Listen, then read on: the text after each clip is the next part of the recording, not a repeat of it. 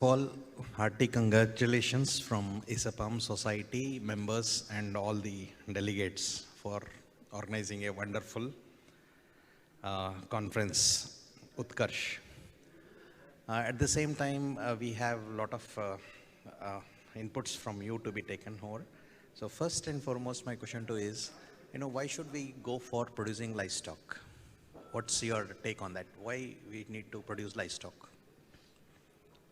Yeah, I need to first initially emphasize the nomenclature of this conference. We go with that. Probably those who are considered to be the very intelligent among the group, they must have browsed what exactly Utkarsha it is. Utkarsh, it's a Sanskrit word. Those from my friends from Orissa, they claim it's a Odia. Utkarsh means to rise. What exactly this conference is going to raise? When we named it, we were aiming to raise three things. We want to raise the knowledge power of the scientists of LPM participating both online and offline. So to raise the knowledge level. And the LPM scientists are capable of to raise the income, livelihoods, and empowerment of the farmers. Then, to raise again the animal kingdom, especially animal population, which are really productive and useful to the animals. So these are the aim of three. Now, coming to your point, so why should we raise the population? In fact, if you see the latest policy initiatives, all the governments globally, and also in India, we are moving forward to raise the productivity rather than the mass. You got point? So our policies are moving towards enhancement of the productivity quantitatively rather than the population. Fortunately, if you see some of the Indian breeds coming to the small ruminants, our Indian breeds are more prolific. So nature provides, God has provided them to produce more number of litter size, and that's why our population is not much changing. Or other words you can say enhanced. After all, after domestication, the purpose of domestication of animal from wilder to our own needs, mainly to extract, explore something, a product from them which really nurtures our own families through nutrition. So definitely, somebody was mentioning, I'm also agriculture, nutrition and health worker campaigning for International Food Policy Research Institute. We give propagation, we give campaign for more consumption of animal source food, ASF, because they are considered to be the complete diets. Unless we produce more number of animals, we synthesize more number of animals, the mankind cannot be nutritious. So in order to nutritionally secure society, we need to synthesize, enhance the number of livestock.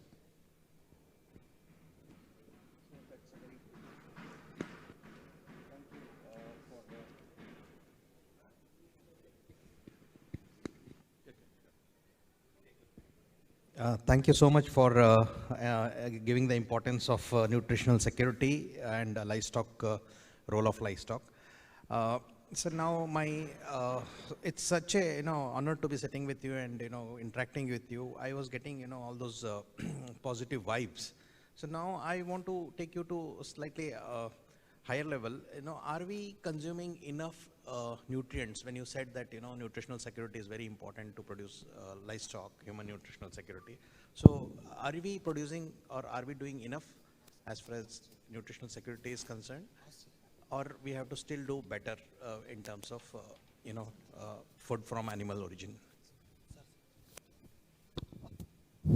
In fact, the element, the farmer is doing everything. The scientists are giving confidence to them. That's all. So the farmer is really producing the product. The animals are coping up with the climate changes with the limited feeding resources. but scientists really giving confidence through our interventions. That's all. So you mean to say we are consuming enough of livestock food and we are working in the right direction? Yes, yes. You might have seen that the mortality pattern or kind of the disease pattern, right from post-independence to the present modern world, modern era, you can see the mortality and also aging factor reduced, and livability, the lifespan has enhanced. That's the fact. Like the countries like Bulgaria, Yugoslavia, the people live, average lifespan is 95 years because they consume more of milk products. This is a fact that animal source foods are definitely provides nutrition security, enhances the lifespan.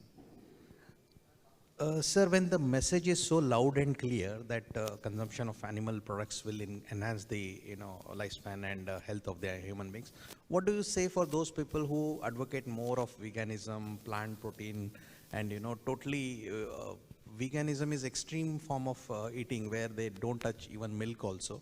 What is your message to them who are sort of against the whole livestock industry? They hate meat, milk, egg, whatever it is coming from animals. They say it is sin and all. So what's the message for? Yeah, there are various concepts working on this. Even just seen they claim this if you synthesize one animal, it's going to affect the water bodies, so the water level in the earth. Then that is going to depleting the water level. Then why you should produce synthesized animal? The point here is. In order to have a ecological balance, we need to have all the elements in the environment. So veganism is a different concept. I'd like to tell one thing here. The money paid towards the food or the paying capacity of different countries. If you take Pakistan, Pakistan is paying a lot for their food. An average in Pakistani pays more than a US person or Indian person. You know where he is spending? He is spending for more towards non-vegetarian diet, animal source food. Whereas if you compare the price index, the price you pay for the vegetarian and non-vegetarian products, the non-vegetarian animal source food appears to be expensive. That is the reason why the poor man always loves to have a vegetarianism. But it's not alone related to the nutritional security, and throughout the world, different concepts, including related to the religious factors, those are really leading to the veganism and all. Sir, my next question to you is, US with just 10 million of cows or dairy animals produce as good amount of milk as India with 300 million cattle and buffaloes. Sir, what is your strategy to bridge this gap? That is huge gap, 10 million and 300 million, and amount of milk produced from both the countries is same, and the population there is 30 crores and here it is 130 crores. So naturally there is too much of burden on our animals for the space, for the food, and from population size they have to feed a lot of people. So how do you see this aspect of India? We have to see this animal population as a biodiversity. It's a wealth. When you consider any country's wealth, you should take the population of the livestock along with other assets also to be considered. When we have more than 300 millions of cattle, it's a wealth. Irrespective of the productivity, leave out to that. But the pattern of the feeding resources, the pattern of feeding in US and other places, and the productivity of those developed countries with our country is different. And almost most of the animals are living on the natural resources in India. So we should not have any policies to reduce the number, because God has created certain animals, human being, different creatures, in order to maintain the balance and also biodiversity.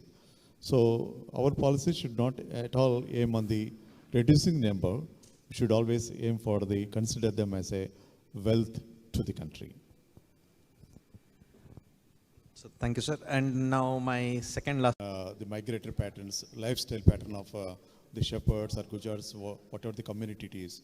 And in Andhra Pradesh also, we have carried out a lot number of studies on the migratory pattern.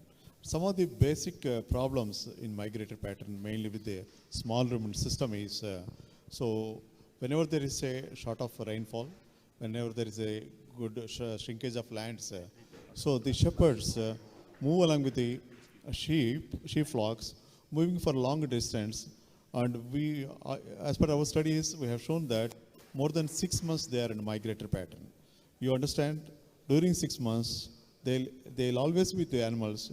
They lose their social status, and the children lose their education, and it is going to affect their socio-economic factors also. In addition to that, and recently, some of these latest movies also came out in this. They are the true depiction of the lifestyle of the shepherds. When they move out, it's very difficult to protect from the predators, thieves, and say emerging disease. Immediately it's outbreaks, where we don't have the veterinary facilities. So they have to leave the dead carcass in the spot, and they're coming out. And the major technical problem is, so because the flocks are moving in migration for 6 months, the inbreeding is a common feature leading to lamb mortality and lower birth weights and all. So these are the major issues. That's why, in fact, the SVBU and other many universities recommended something like we have to establish the blueprints of these migratory tracts, wherein we have to create a facilities of water bodies for the animals to drink water, and also we should provide a mobile veterinary dispensaries to take care of these animals to prevent from the outbreaks. So those kind of recommendations we have made. Accordingly, some of the governments are taking these recommendations ultimately nowadays. So the migratory pattern, in spite of that, so the hardships, now the burden is slowly reducing. Thank you so much, sir. It's a great honor chatting with you, and thank you for your